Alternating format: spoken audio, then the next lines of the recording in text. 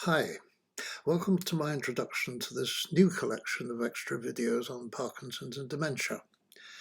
My aim is to offer a straightforward picture of various aspects of dementia without too much medical jargon and from the point of view of you, the individual carer.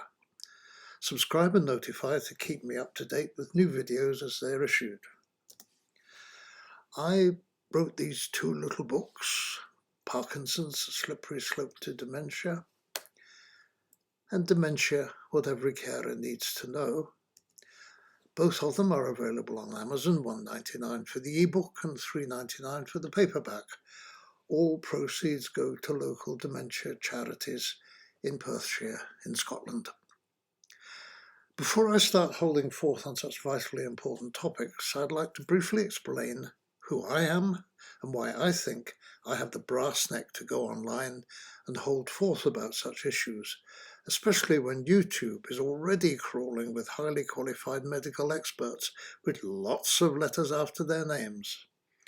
I also have a handful of letters, but none of them relate to medicine, I'm afraid. I don't have a medical degree.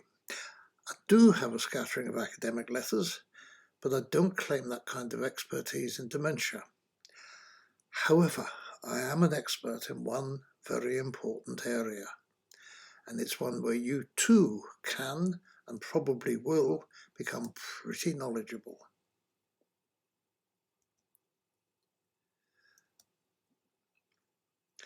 I'm an expert in caring for my wife, recognizing her problems, coping with them, getting up on my hind legs in front of all the medical experts and asking questions or expressing my point of view.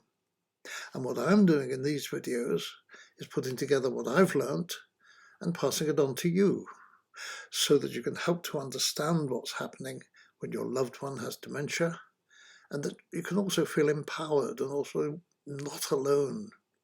We're all going through this process together, and together we can make a difference. So like the little person in the corner there, don't be afraid to speak up and let your views be heard. Do not think you are the only person in the world going through all this. Now, let's get down to business. Some years ago, cancer, possibly together with AIDS, was top of the list of medical taboos, not least because its many forms were frightening and there was no apparent cure for them. But over time, they've become less concerning as medication and other treatments come on apace. And now they're replaced. That's cancer, the big C, is replaced by the elephant in the room. Make that a double elephant. Dementia. It's currently not curable or easily manageable even. And not only is it a very unpleasant lifelong condition, especially painful for those who care for loved ones with dementia, it's also one that a rather large proportion of us will go on to develop, because we live in an age where medical science can prolong life well past our sell-by dates, but neither they nor society in general have worked out what to do with us or how to manage this hidden groundswell of degenerative diseases that can blight our final years. So now, dementia is the big taboo. So,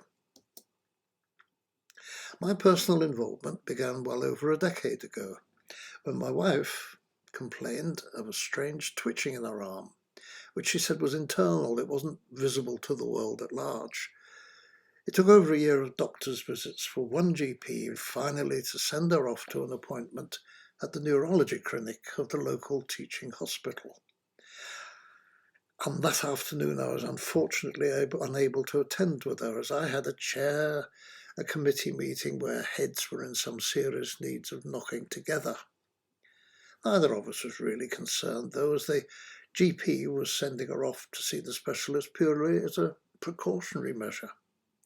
At which point, as Chicken Licken claimed in the nursery tale, the sky did actually fall in. She emerged from the consultation tearful and with a diagnosis of Parkinson's disease. There had been odd signs of something amiss apart from the invisible twitch, but we put them down to the gradual advance of older years, or just one of those things. For example, we went to weekly dancing classes, which I must confess were not quite at the top of my favourite things to do, and we noticed that Rusalka was always moving across to the right instead of following a proper path through the other class members. That, we only realised later, was one of the many signs of deteriorating motor control due to Parkinson's. Still, for quite a while she carried on with her work as a PA to a leading politician until one day when she realised she was beginning to lose confidence on the phone and forgetting to make notes and arrange meetings.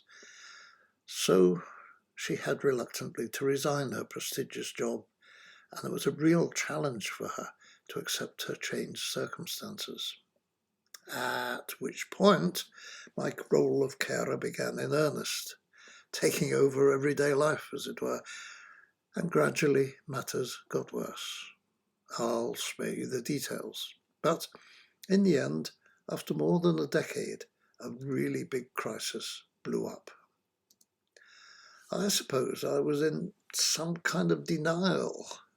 I wanted to keep on caring despite the hugely negative effect on my own health. She's my wife, and you don't take on a commitment like marriage just when the sun shines and all is well. The phrase in sickness and in health, for better or for worse, I took pretty seriously, but the pressure was growing on me to consider placing her into full-time care. In the end, I was exhausted and outnumbered by the local GP and nurse team, the consultant psychiatrist and his team, the community health, mental health workers, and finally the lead social worker. They all ganged up on me, and I was forced to recognise that there was indeed a crisis, a tipping point, call it what you will. There they are ganging up on me and telling me she must go into a full-time nursing home. You sort of feel outnumbered and outgunned. I suppose I finally realised that matters had got completely out of hand when one of the community health team, mental health team, took me on one side and said, "How do you feel?" Well, my reply shocked me. It just sort of came out spontaneously, a final recognition that we'd reached or even past a key turning point. I said, "Broken. I'm broken." Big boys don't cry. Oh, yes, they do. The worst fears I'd been hiding from myself were now realised. We'd met. We'd become a couple. We married and looked forward to a future as so many millions of couples do.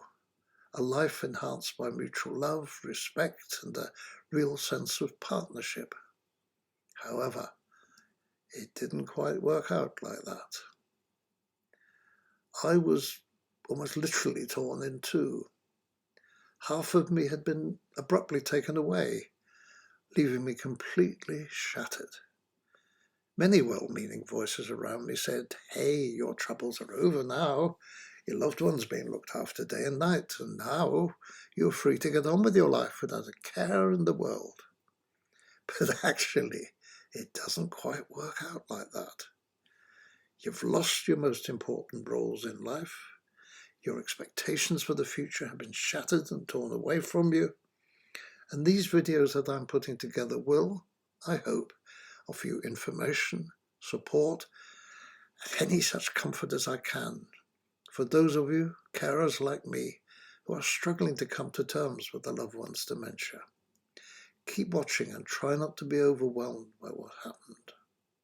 So, that's my introduction done and dusted, and up will come next, options for viewing other videos on screen.